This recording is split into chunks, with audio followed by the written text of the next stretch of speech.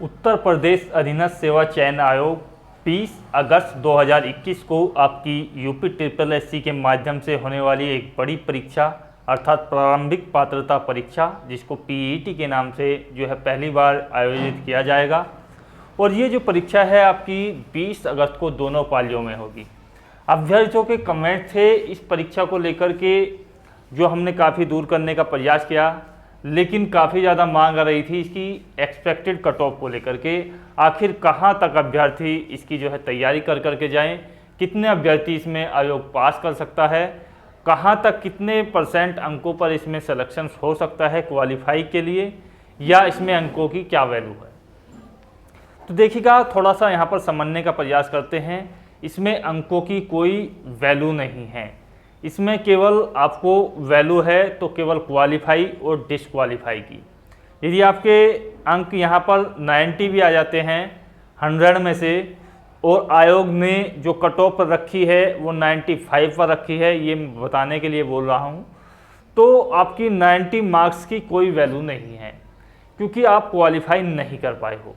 तो यहाँ मैटर करता है कि क्वालिफाइंग स्कोर आपका कितना आयोग रखता है, और वो किस मंशा के साथ इसमें आपको एग्जाम्स के बाद ही कट ऑफ निर्धारित करेगा। क्योंकि नोटिफिकेशन में स्पष्ट कहा गया है कि अभी जो है आयोग अपने नियम के अनुसार जो है राज्य सरकार की वो कट ऑफ निर्धारित करेगा। अब राज्य सरकार का ज़्यादातर का जो सिलेक्शंस लेने का जो नियम होता है वो आपका 18 टाइम्स होता है जो वैकेंसीज होती हैं उनके लिए। तो ये तो वैकेंसीज के लिए होता है, कुछ नियम के 18 गुना आप ले सकते हो।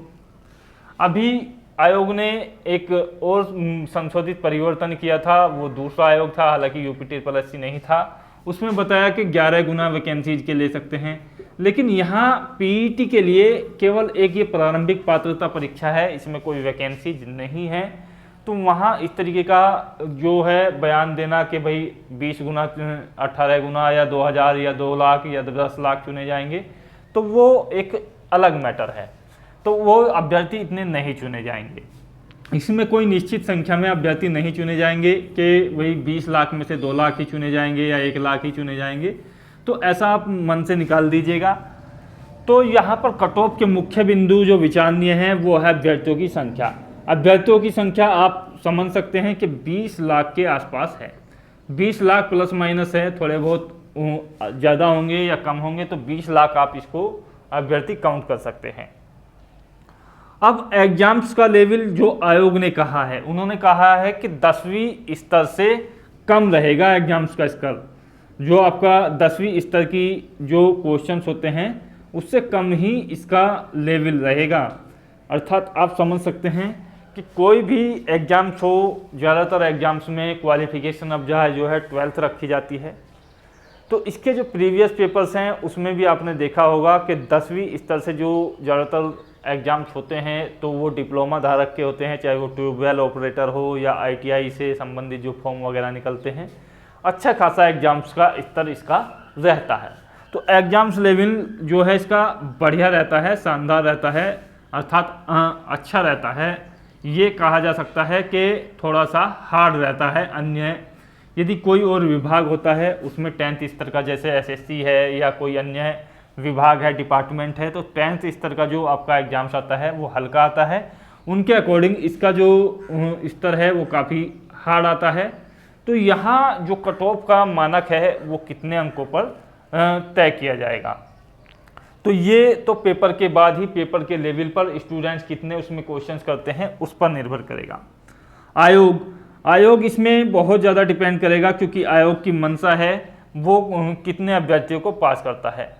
सपोज कीजिए यहाँ पर 20 लाख अभ्यर्थी हैं और उनमें से लगभग 15 या 16 लाख अभ्यर्थी जो हैं इस परीक्षा को देंगे, यानी कि प्रेजेंट जो रहेंगे वो 15 से 16 लाख रहेंगे। तो इन 15 से 16 लाख में से कम भी आयोग को जो है यहाँ पर 10% तो क्वालिफाई करने ही होंगे।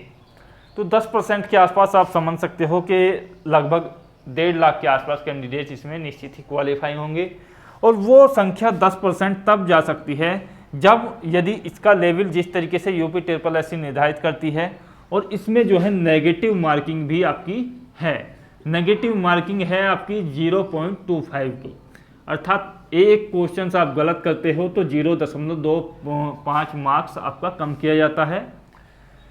एक क्वेश्चन सही करोगे, 4 क्वेश्चन गलत करोगे तो आपको जो है वहाँ पर 0 अंक दिया जाएगा, यानी कि सही वाला मार्क्स भी आपका जो है कम हो जाएगा। तो ये जो नेगेटिव मार्किंग है बहुत ज़्यादा प्रभावित करती है। यदि ये ना हो तो अभ्यर्थी सारे क्वेश्चंस करके आते हैं।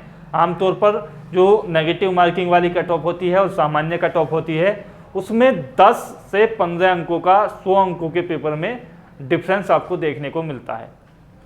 तो नेगेटिव मार्किंग की वैल्यू बहुत ज़्यादा है। आपने जो बिना नेगेटिव मार्किंग के जिस तरीके से इस तरीके के पेपर्स होते हैं वो टीचिंग एग्जाम्स के लिए होते हैं। तो टीचिंग एग्जाम्स में जो कट ऑफ का निर्धारण है वो देखिएगा इस तरीके से है। यहाँ पर 60% जो है जनरल कैंडिडेट्स के लिए रखा जाता है, चाहे आप EWS हो, और 55% का निर्धारण जो है यहाँ पर रखा जाता है OBC, SC या ST के लिए। तो ये तो मैं आपको नहीं कहूँगा कि आप जो है कम मेहनत कीजिएगा, कम से कम आप इतनी मेहनत करें कि 60% से प्लस में आपका स्कोर हो, यानी कि 60 अंकों से प्लस में आपका स्कोर होना चाहिए। उसके लिए जो है मैं यहाँ पर जनरल, OBC, SC, ST के लिए अलग अलग आपकी कट ऑफ बताऊँगा कैटेगरी वाइज। यहाँ मैं आपको सूचना दे दूँ कि ओलिव बोर्ड एक टेस्ट सीरीज कंडक्ट या कोर्स बेचने वाली संस्था होती है। उनसे जो है जानकारी मिली है कि फ्री टेस्ट आपका जो है ओलिव बोर्ड करा रहा है बड़े स्तर पर PET एग्जाम्स का। ये जो है 31 जुलाई से 2 अगस्त तक आपका होगा। इसमें आप जो है लिंक डिस्क्रिप्शन बॉक्स में आपको मिलेगा, वहाँ से इसको जो है आप टेस्ट को ज्वाइन कीजिएगा। उसमें फ्री टेस्ट आपको मिलेगा, उसको जो है सोल्व कीजिएगा। जहाँ तक आपकी तैयारी है उसके हिसाब से आपको जो है रैंक दी जाएगी। इसमें जो है काफ़ी अभ्यर्थी 15 से 20 हज़ार अभ्यर्थी इसमें जो है हिस्सा लेंगे।